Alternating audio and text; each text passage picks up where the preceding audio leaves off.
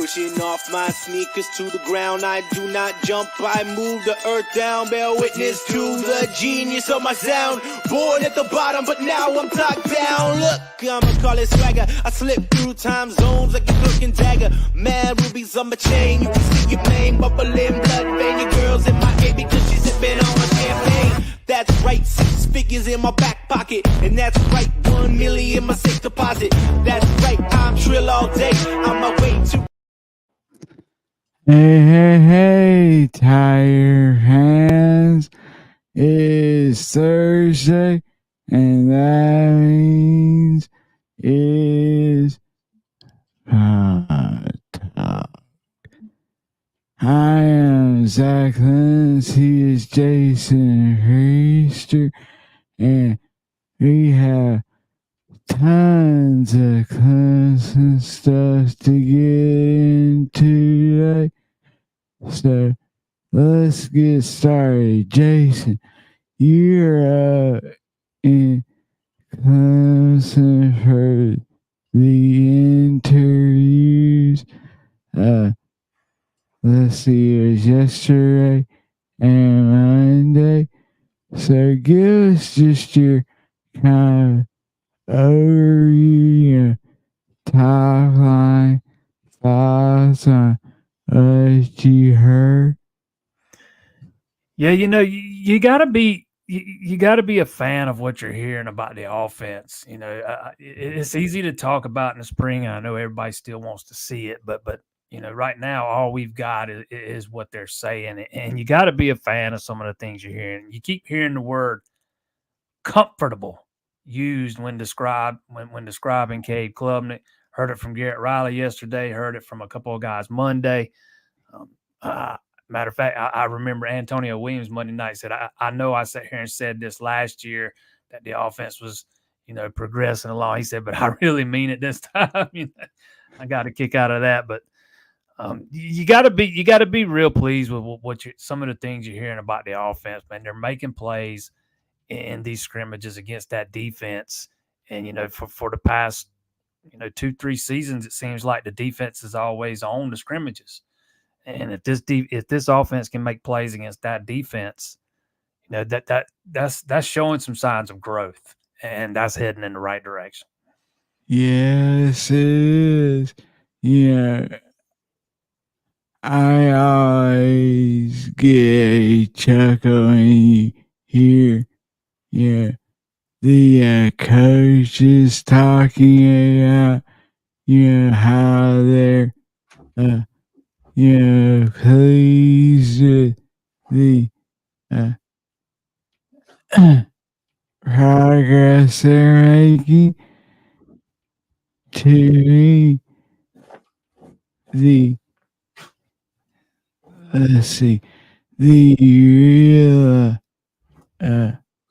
testing and the real kind of proof comes when they get out there and you hear from the players, So to hear Antonio Williams say this, as well as some of the defensive guys, they're out there ready about this offense.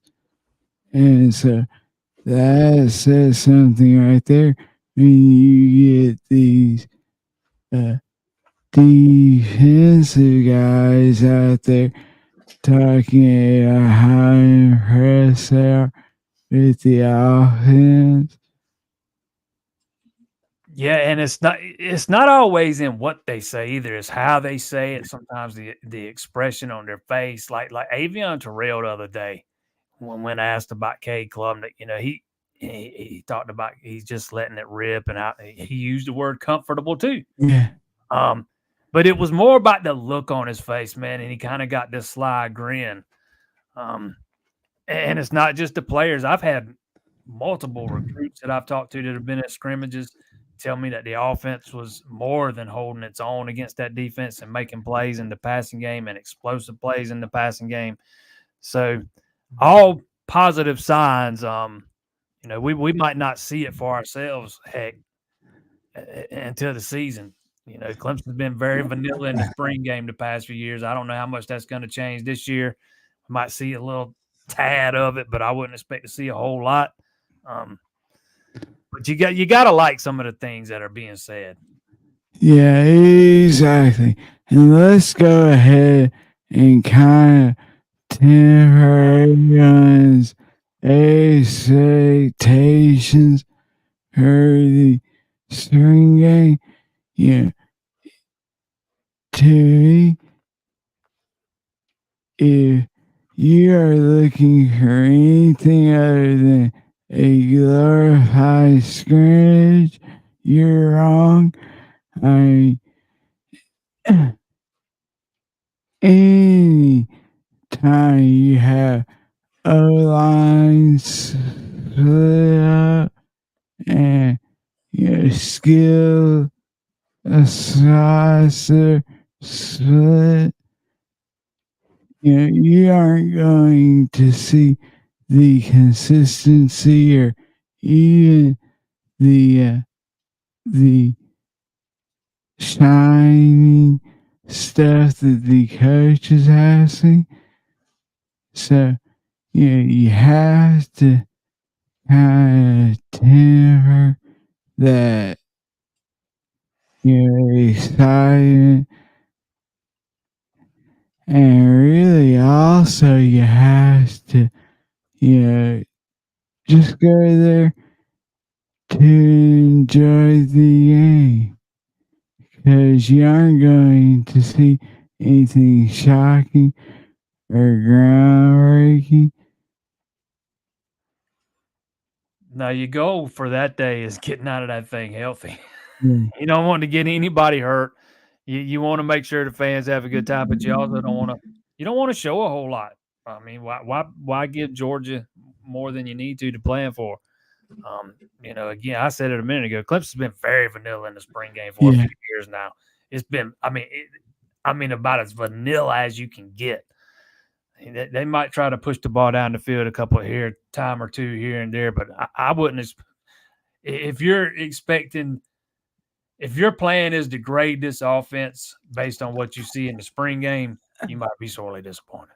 Yeah, and honestly, that is not fair to the coaches or the players out there, because, like I said, you have squads of guys that you have ones playing with twos and threes. So, the continuity that you hope that you have,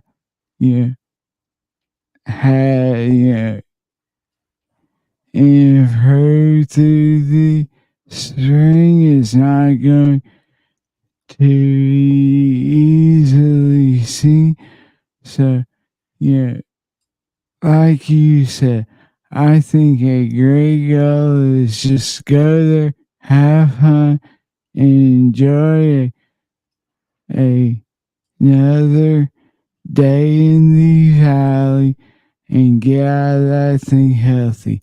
How many times have we seen a guy lost for the season because of something that happened in the spring game? So you have to make sure that you're out of that thing healthy.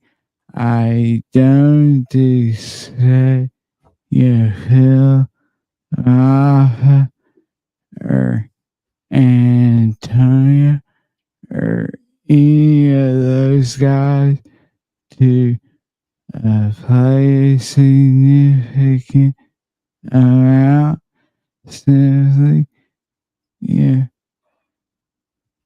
because in the grand scheme of things, this game means nothing. Yeah, I don't think Maffa played much in the scrimmage yesterday based on, listening to Garrett Riley yesterday. It sounded like Keith Adams got a load of the work, and it sounds like Adams has been really good this spring and has kind of, you know, firmly entrenched himself in that second spot on the depth chart. We'll see if somebody can catch him in the fall, but those would be two big bruisers there at running back. But yeah, I just don't anticipate seeing a whole heck of a lot in the spring game, man. It's like you said, a glorified exhibition, split squad scrimmage, kind of like you'd see in baseball, and it's just there's no reason to show a whole lot, and you don't want anybody getting hurt. Yeah. Yeah. So speaking of Garrett Riley, we heard from him yesterday. So let's hear from the Tigers offensive coordinator on the scrimmage. Cade Klubnik. Yeah. Just kind of what he has seen through this spring.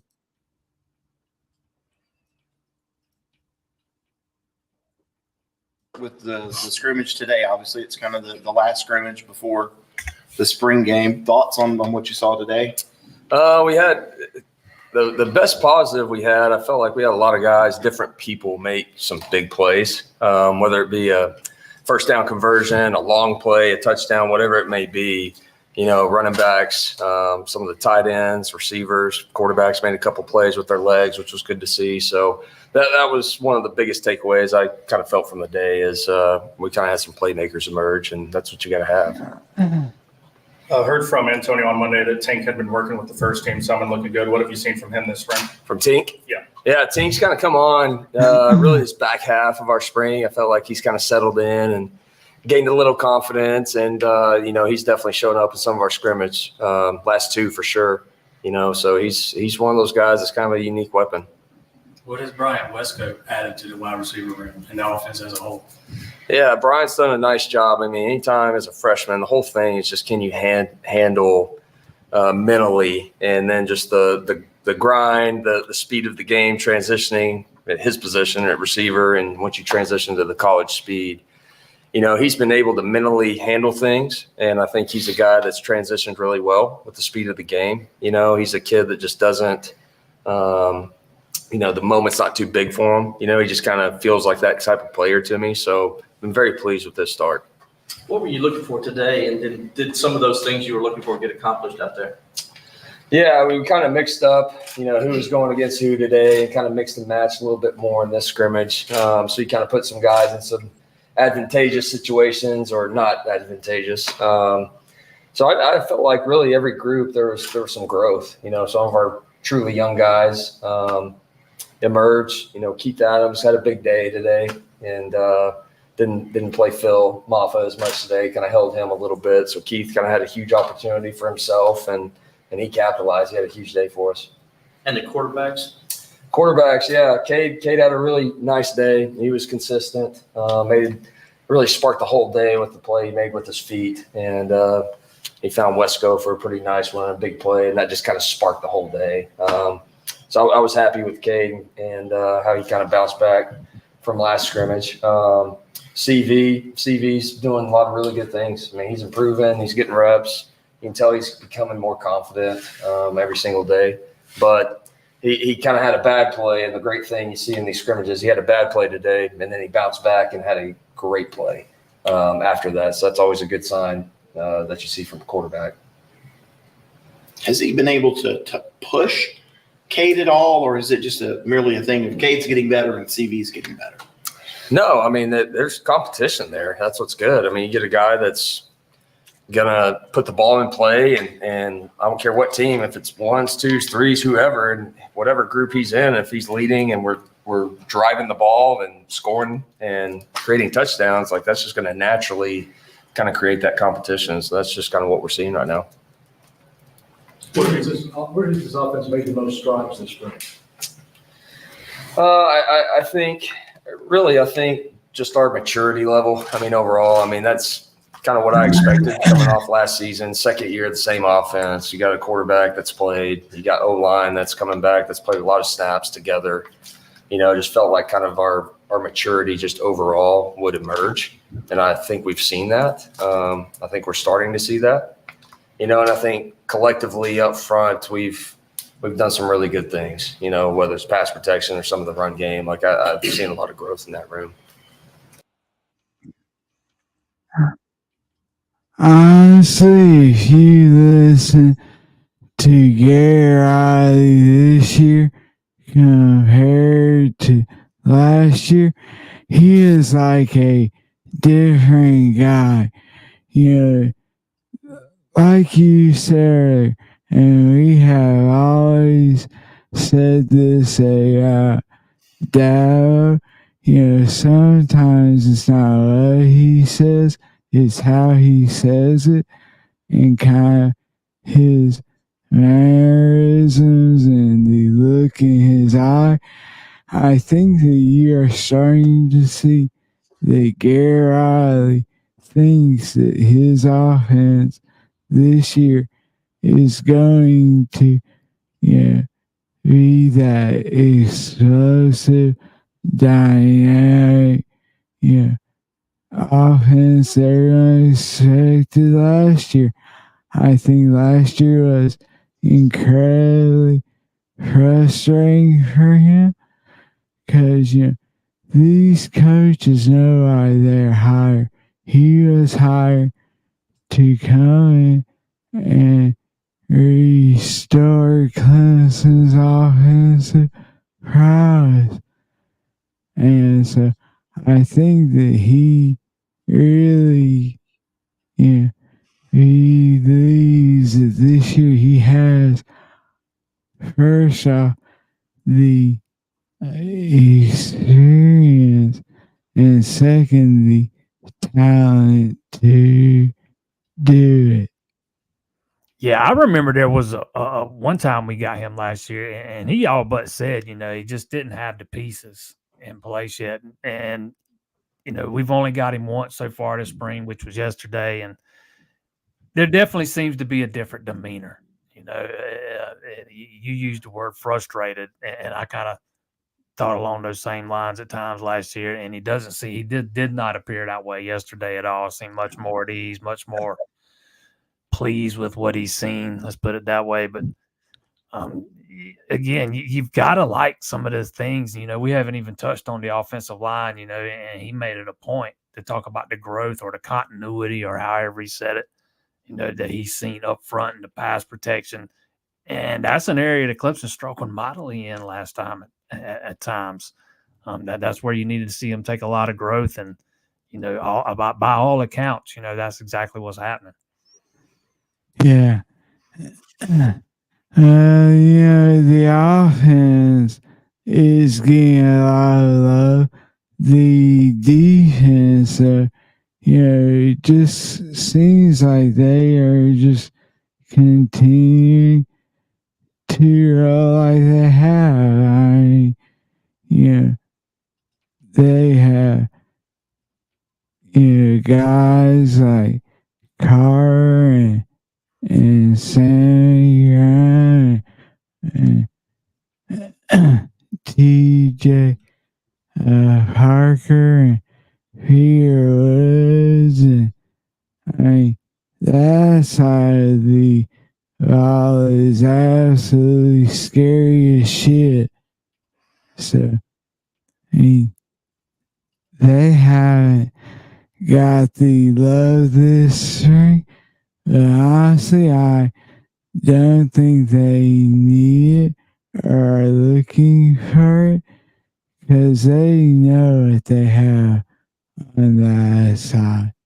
Yeah, there aren't a lot of questions on the defensive side of the ball. Like you said, the offense has been getting a lot of the attention, which is, to be expected, considered that's where you need to see the most improvement. You kind of think what you've got on the defensive side of the ball, even despite the fact that you're losing guys like Tyler Davis, Rukaroro, Jalen Phillips, and Jeremiah Trotter. You've recruited so well, and there should be a smooth transition with the guys that are going to step in and fill those voids. So you don't really worry too much about the defensive side of the ball. You mentioned Sammy Brown. You've got those young corners over there in Shelton Lewis and Avion Terrell.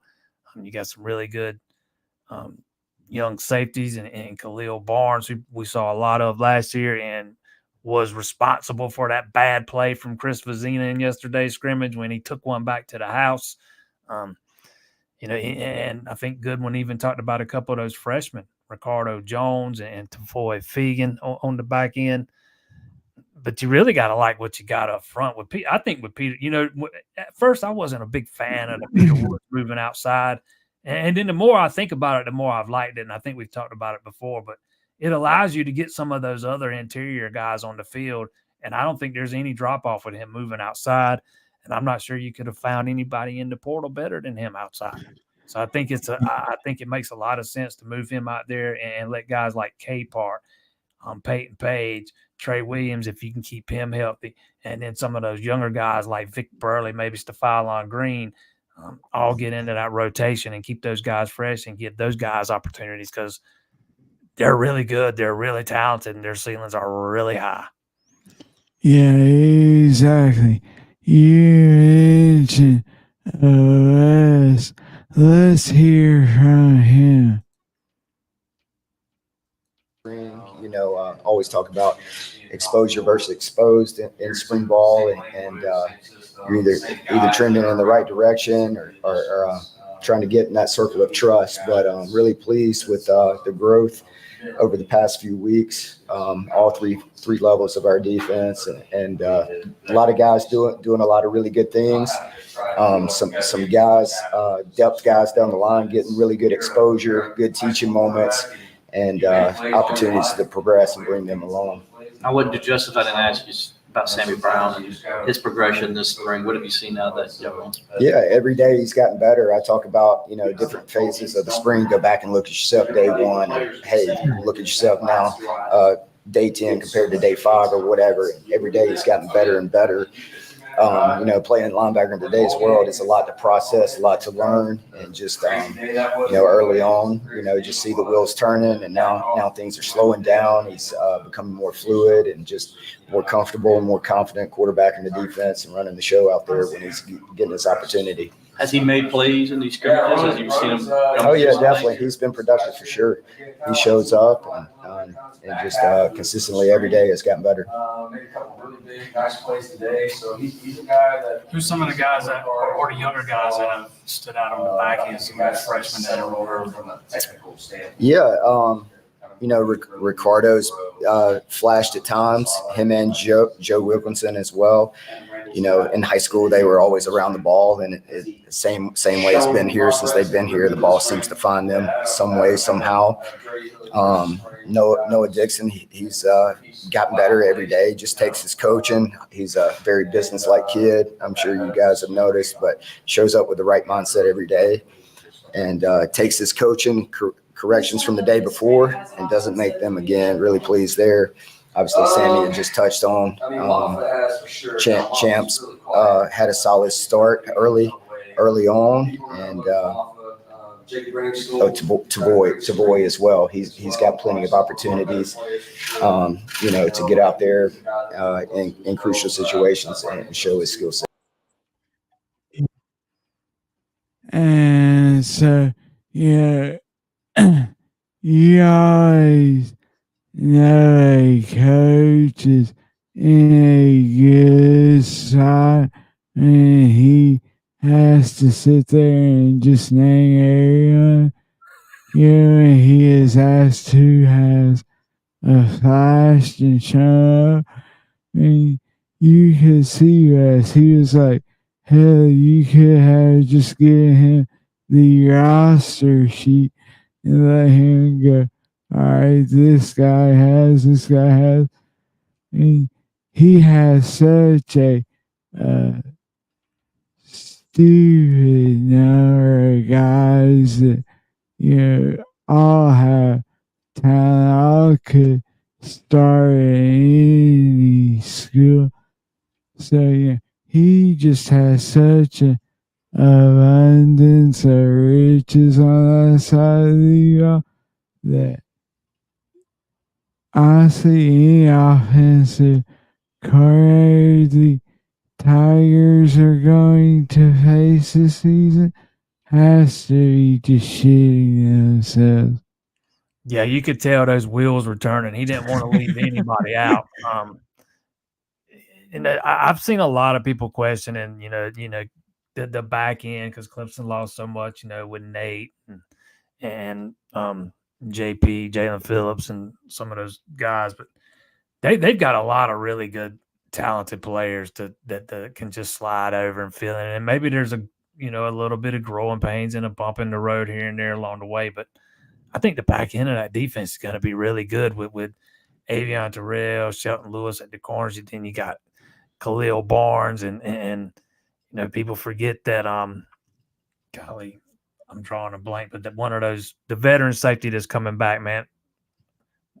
Mickens, Yeah.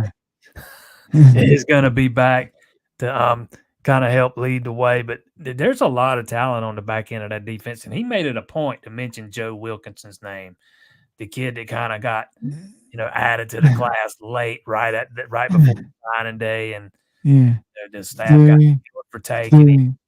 3-star kid. Yeah, they got killed for taking him because he's got a tie to Dabo somehow, and those kids always get killed for whatever, just because of that. But if I'm remembering right, I want to say he came out of Rome, and that's some pretty good football they play there. And he, by all accounts, and just watching his film, he was a really good player in high school, man. And he is physical. He loves to hit. You might not see a whole lot of him this year, but he might be a guy you start seeing more of, as he gets older. Yeah, exactly. So is there anything else that, we missed on the football side of things? I don't think so, man. To me, Wes kind of reminds me of Brent Venables in a way. He says a whole lot without saying a whole lot. Yeah. He's very good, and he don't always look the most comfortable at doing it, but he's very good about what he says and what he doesn't say, and he doesn't give you a whole lot. But to me, I think all eyes are on the offense, anyways. Again, you know what you got on that defense. I think we kind of touched on it all. Yeah, exactly. So, we hurry get to the NCAA tournament and the Tigers' huge matchup tonight against Arizona. I want to remind everyone, if you are interested in placing a little wager or two on the Tigers or on any other team, you can do so at betonline.ag, and let's hear from them. If you are looking to place your bet for March Madness, the NBA, NHL, MLB, college football, or any other sporting events, go to BetOnline.ag and enter the code ACTTV for a 50% welcome bonus up to $1,000. With the earliest lines, biggest bets and fastest payouts, BetOnline.ag is the place to go. Don't forget to use the code ACTTV. Yeah, and kind of piggybacking on the gambling side of things is the utter and absolute disrespect that this Clemson team has received since making it to the Sweet 16. I think that you had ESPN came out and said they're really shocker. And also, I think it was Jim Nance or something said that they are his utter surprise. So, they have not been getting the love that they have that the rest of these teams have. And in fact, we just got our Sweet 16 privates. And honestly, let's see, as you scroll through these ads, let's see, the Clemson is currently the second best odds for the biggest blowout game at 9-2.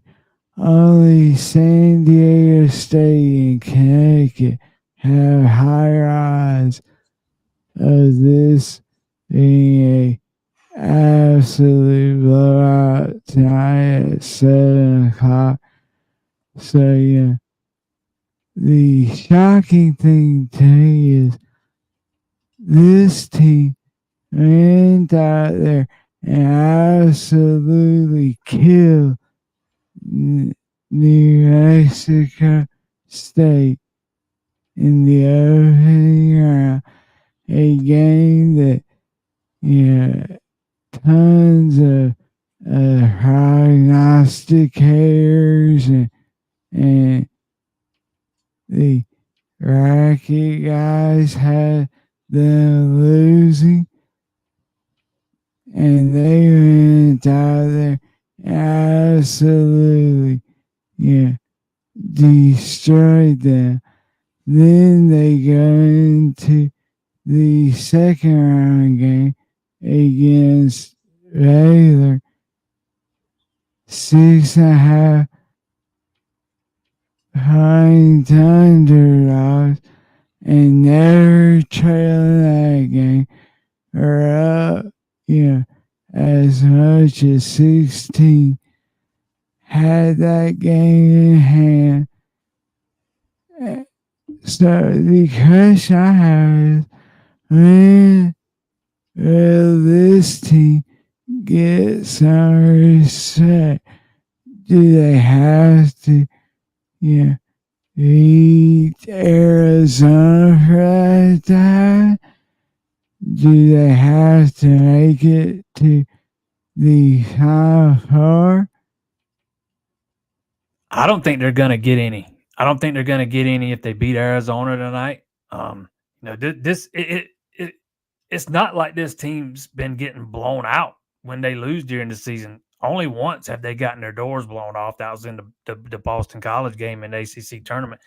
Every other game's been close. A bunch of their losses by 1 point, 1 point, 1 point, 3 points. So it's not like they've got a history of blowout losses when they do lose. They are competitive. It's silly to think they're going to be one of the teams that get blown out tonight. But I don't think I don't think nothing they do can get them to respect. I think there are so many national guys out there that double down, triple down, quadruple down on the ACC being so down this year and deserving a minimum amount of bids and these other leagues like the Big 12 and the Mountain West being so much better than the ACC. I don't think they're ever going to come back and admit they were wrong.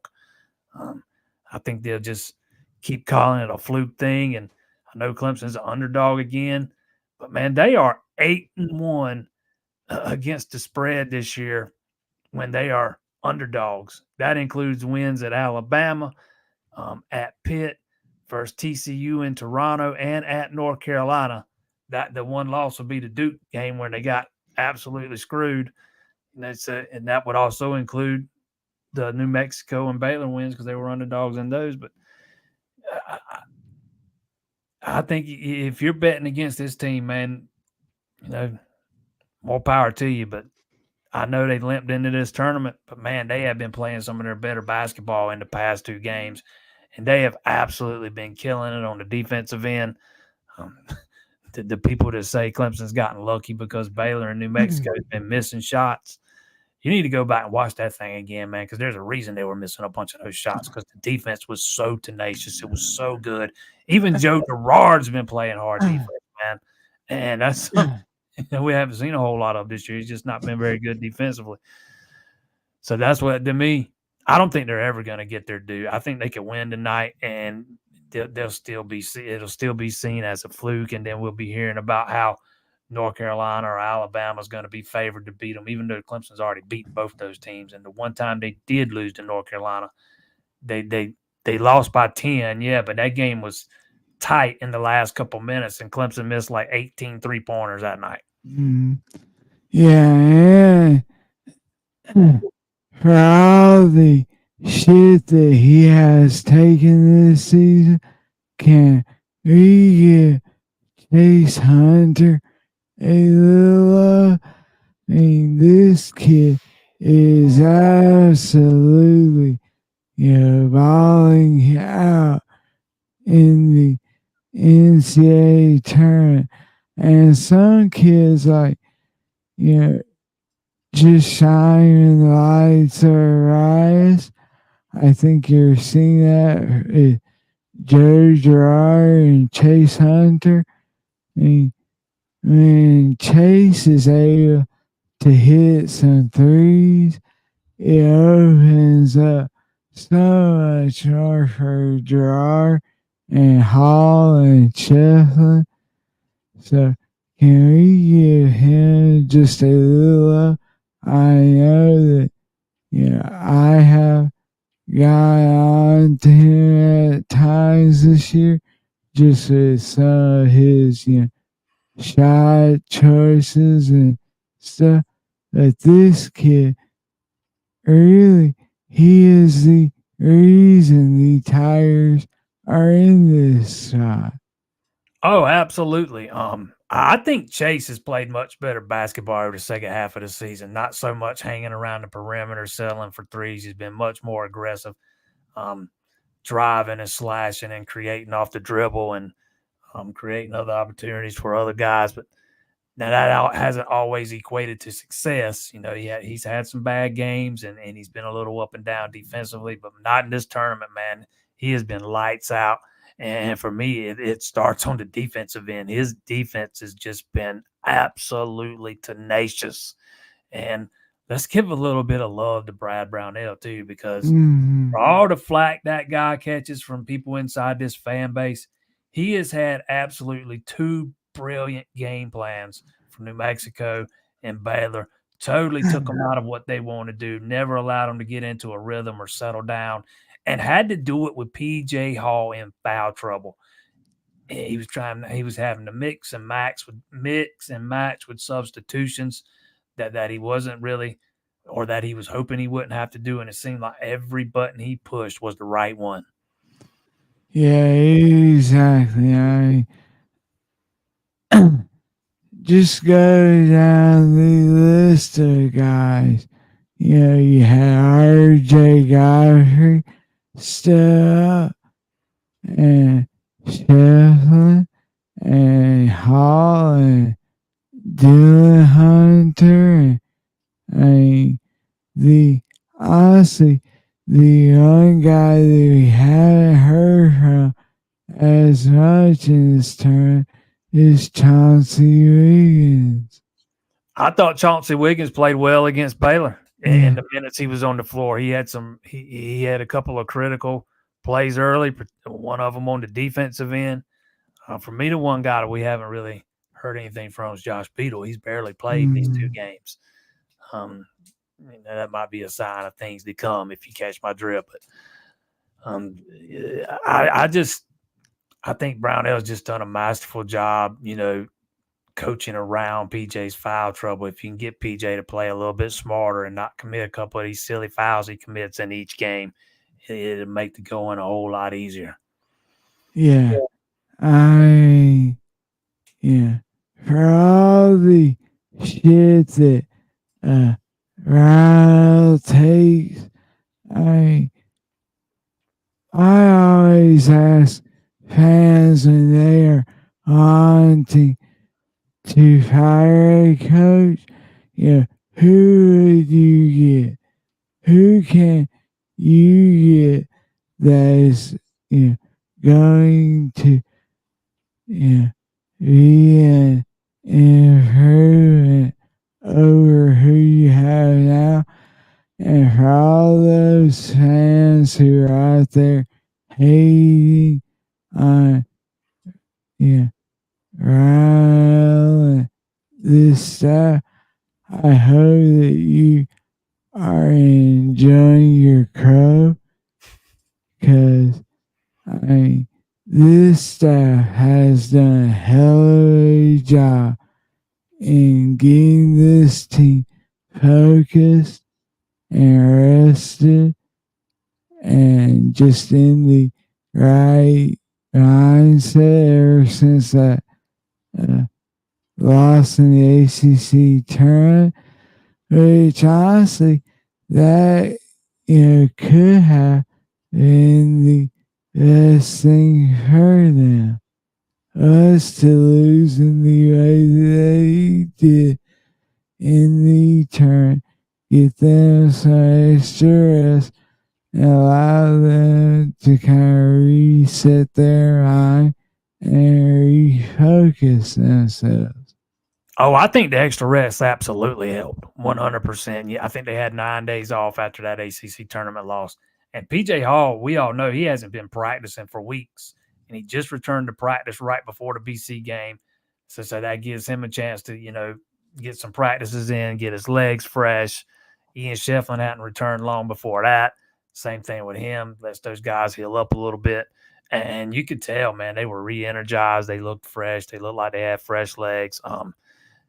We'll see. That's one thing about this game tonight. They didn't find out that they were playing on Thursday night in LA until they were on the way home from Memphis back to Clemson, until they were in the air. So they came back home. I think it was on Monday. I don't think they were in Clemson 12 hours, and they were right back on the plane to LA. So that might be something worth keeping an eye on. But you've had a couple of days there to get acclimated and get over the jet lag, and hopefully that's not a factor tonight. You could tell Brownell was a little frustrated with it. Yeah. I mean, yeah. Honestly, regardless of the outcome of tonight's game,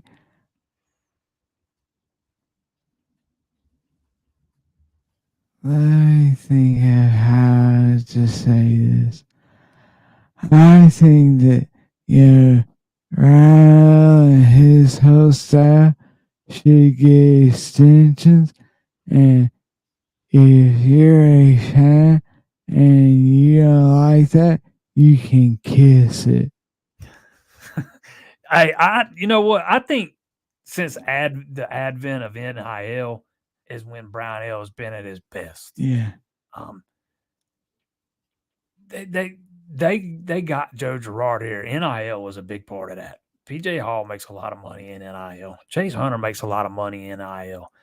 He might come back next year just, because they could probably pay him more NIL, or about the same as he would make if he went overseas and played in Europe. So there's a chance you get him back next year. Just do that. And I think Brad Brownell has done a wonderful job at kind of, managing this new landscape and making sure they've got the funds for who they need them. He's not going out 5-star blue chippers, but he's getting the guys that fit his system, that fit his culture, and that can help his team win. Well, he has also done a hell of a job in the transfer program. Going out there and getting guys like Girard and some of these other guys, Jack Clark. That's kind of what I was getting at, the NIL in the portal. He's done a massive job at navigating all that, man. And he does it. He's done it every year since it's been in place. Yeah. Yeah. So, the Tigers take on Arizona 7 o'clock Eastern time on CBS, I think. And as a reminder, if you want to do a little gambling, head over to our friends at betonline.ag and use the code ACCTV. So, let's see. Yeah. Yeah. We touched on this earlier. The string game is just for show, and, just to get the fans a chance to come out and see the team. It's a glorified spring practice. Yes, it is. And so, Jason, there have been quite a few new offers handed out. So, give us a 30 seconds or a minute about these guys the Tigers are offering, and kind of, do you expect to see any shades coming soon? Yeah, Clemson just handed out a new offensive line offer yesterday. Michael Carroll. Hold on, man. I gotta look it up. I can't remember where he's from. Like fast. He just visited. He's a 4-star guy, offensive lineman out of Pennsylvania. That's right. And this is a guy that's got a bunch of big time offers: Florida, Alabama, Penn State, Michigan, Texas, USC, the real USC. South Carolina's offered, Texas A&M's offered. We'll see if they can gain some traction with him. Handed out a new linebacker offer, a new defensive end offer, because Isaiah Gibson, who was a target, committed to USC out of the blue over the weekend. So he's a guy Clemson had been heavily after. Not sure they ever had a great chance of landing him, but he was one of the few guys they had been heavily pursuing. So you got to expand the board there. Still like Clemson's chances with Jaden Hardman, the other linebacker target. As far as any shades going, as we sit here at 12:51 p.m. on March 28th, I don't foresee any going out right now. I know there was a couple of crystal balls put out. One of them on Davis Sanders yesterday. I got my phone blew up, asked me if I saw the crystal ball, if I saw the crystal ball, if I saw the crystal ball. And I saw it because everybody's tweeting about it. That's the guy. I just don't think we're at a decision point yet. I think he's going to take all of his officials, and he doesn't take his official to Clemson until June. He's supposed to go to Georgia the weekend after that, if I'm remembering right. And I think this is probably going to be Clemson-Georgia battle. And you got to like where Clemson sits right here today. We are not at the finish line just yet. Yeah, exactly. Also, do you have any idea of how many recruits will be at the spring game? I don't think it's going to be this big, gigantic recruiting event. They'll have a few. For right now, the biggest one is wide receiver Cortez Mills. He's a kid from South Florida. He's going to be hard to pull out of there. This will be his first time back to campus since last summer when he worked out at camp, and he was phenomenal at camp last year. Probably the best wide receiver that came through there, and he earned his offer, on the field that day with his workout. But if I'm remembering right. But he's probably the biggest name off the top of my head right now. And you've already got one receiver in Juju Preston, excuse me, who's just smaller, extremely fast, probably, you'd think of as a slot guy. So Clemson wants to add another bigger body guy, and that would be Mills would fit that mold. It'd be interesting to see what happens after this spring visit with him. Can you get him back here for the big official visit weekend, or do you decide you need to go ahead and expand the board? Because, again, he's going to be hard to pull out of Florida. Yeah. So, as we kind of wrap things up,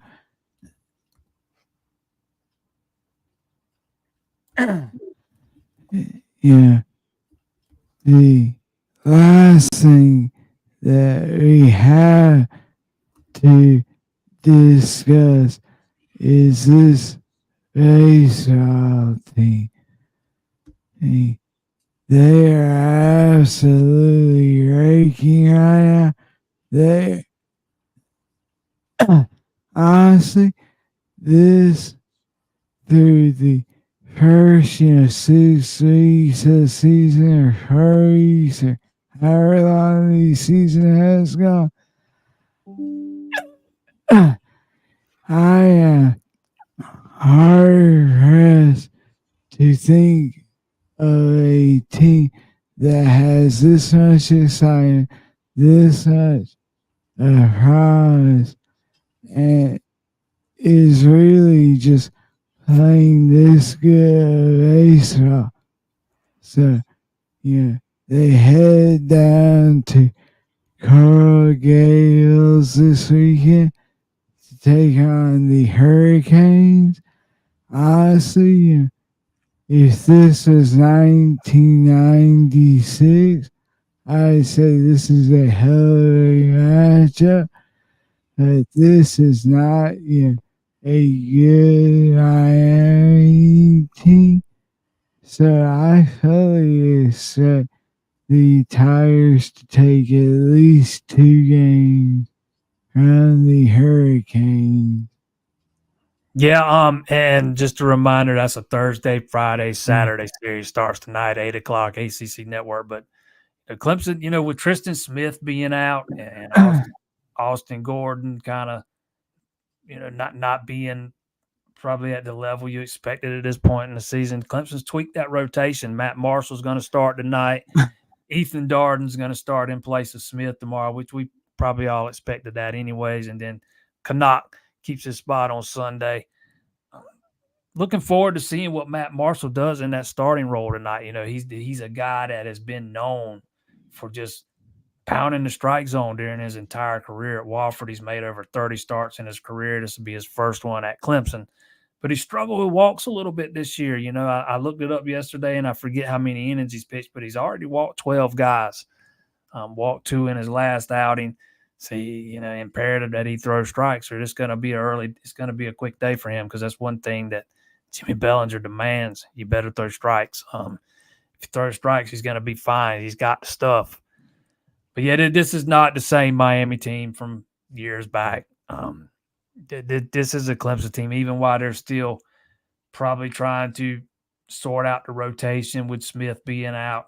This is a team that can outscore you, man. There's not a weak spot in that lineup, and there's depth. You can trade guys in and out and not see any drop-off. I've said it a bunch of times already. There's just no drop-off when they start rotating guys in and out. I fully expect Clemson to go down there and take 2 out of 3. And fortunately for them, they've got a couple of manageable weekends here while they're waiting on Smith to try and get back into that rotation, with Miami on the road this weekend and then Notre Dame coming to Clemson next weekend. So 2 manageable weekends to try to get while you're trying to wait on Smith to get back. And then, best case scenario is he's back after the Notre Dame series, but best case. Yeah. I mean, how crazy and impressive is it that the Tigers have done this stuff without Smith? Yeah, well, I mean, they've only missed him the one weekend so far. So we're really going to start to find out about that staff this weekend because he's by far been their best pitcher. And as good as the Canucks looked at times, Smith's by far been the most consistent guy. So we're going to find out a lot about the depth of that starting rotation this weekend. I was wondering if they might, with the rain out Tuesday, if they might slide Billy Barlow back into the weekend rotation. But I guess they decided against that, which means by the next time he pitches, he's going to had 2 weeks off. Which Eric said Sunday night that the plan was at that time to still throw Billy on Tuesday. So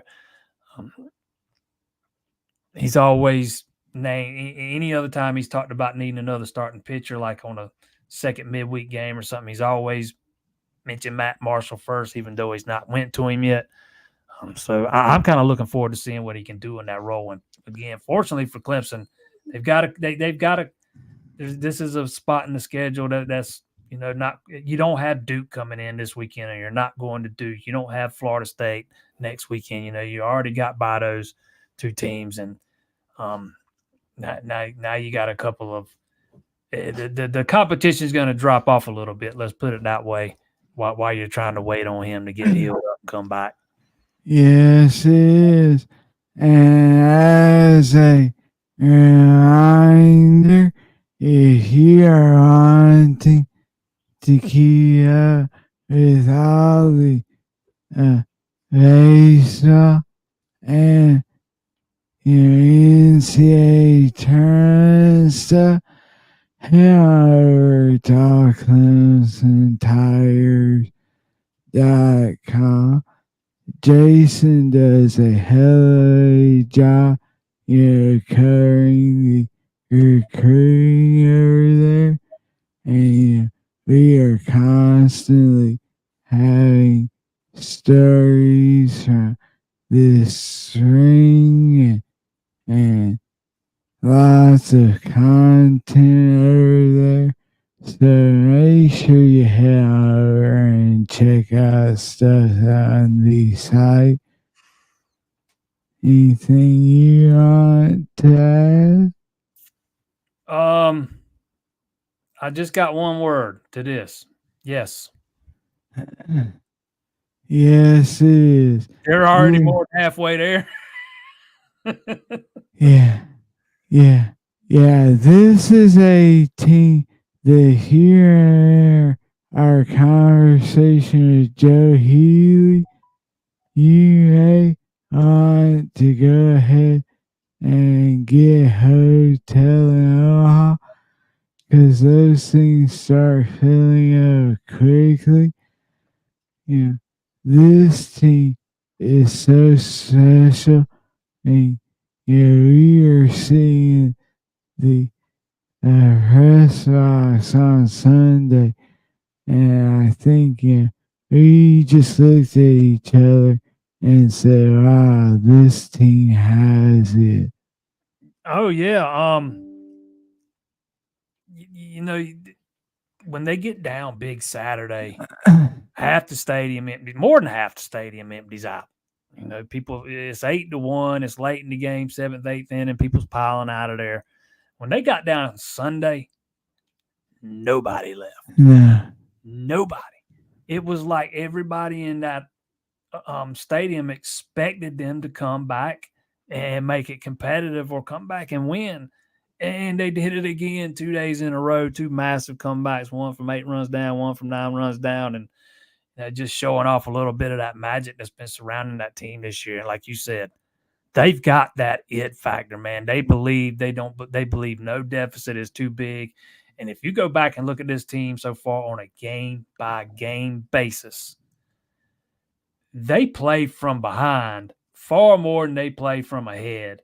And I think that's going to pay dividends down the stretch and as you get into the postseason, because they are going to be about as battle tested as you can be. Exactly. We hope everyone has a great Easter, that you enjoy time with your family, and that you just have a wonderful holiday. So, yeah. If you haven't done so, hit that subscribe button, hit the like button. Jason, it is lunchtime at our house. Mine too, and I'm starving, bro. All right, well, for Jason, I am Zach. You have been watching Paul Talk. Be sure to tune Monday night at 7 o'clock for Jason's show. And we'll see you next week. Have a great Easter. Hey, no, no, no. Hey, no, no.